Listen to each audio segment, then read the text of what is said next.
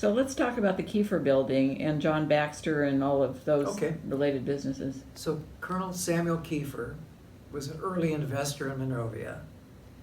He built the Grandview Hotel, probably completed late in 1886, and it stood where Monrovia City Hall is today. But on Myrtle Avenue, on the west end of that same block, he also built a large two-story building that had two storefronts on the ground floor and one large room on the second floor. By large, the measurements might have been 30 by 50. So it was a fairly good-sized open space upstairs. And that open space ended up being used to house the first public school in Monrovia. I believe that the Board of Trustees met there early on. Also was the site of non-denominational church services on Sunday. And it also was a public hall where celebrations were held. The first celebration of Monrovia Day in May of 1887 was held there, and was continued to be held there until 1891 or 2 when they had a parade for the first time. After it had served those purposes, school was built, churches were built. There was what they called the Monrovia Opera House, which was a better facility for performances. The upstairs was really no longer needed, so in the late 1890s, it was divided up into individual rooms, and it became a rooming house.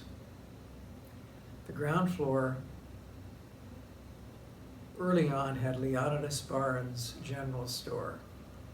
He originally was in Duarte, and in probably 1886 or 7, he moved to Monrovia and started operating a general store, I think on the right-hand storefront downstairs. Not too long after that, the large room upstairs became known as Barnes Hall. I don't know if Leonidas Barnes owned the building, but it was called Barnes Hall because he was on the ground floor tenant. He did that for a number of years, and then apparently sold or closed down his business. It might not have survived the collapse of the land boom, and he ended up spending his last days operating the mule-drawn streetcar between the Santa Fe Depot and East Lemon Avenue. I mentioned that already, but my grandmother told me that Leonidas Barnes was very particular with his horses. If they were inside the barn and needed to relieve themselves, they needed to go outside to do so because he didn't want to have to clean up after them inside. And if they didn't, they got a whipping. So toilet training was high on his list, or I should say being barn broken was very high on his list. When I was a youngster, the drinking troughs were still in the backyard. They were round cement about 3 feet high, and that's where the water was kept for the horses. Those are gone, and of course the barn's gone. In the backyard, meaning on the east side of the building? He built in 1905.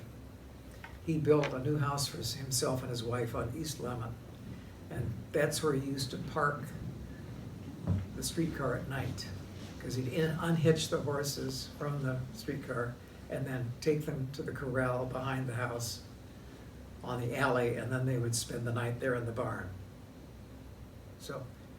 So he had a livery stable on the south side of Lemon. No, not Barnes. Oh, okay. Baxter.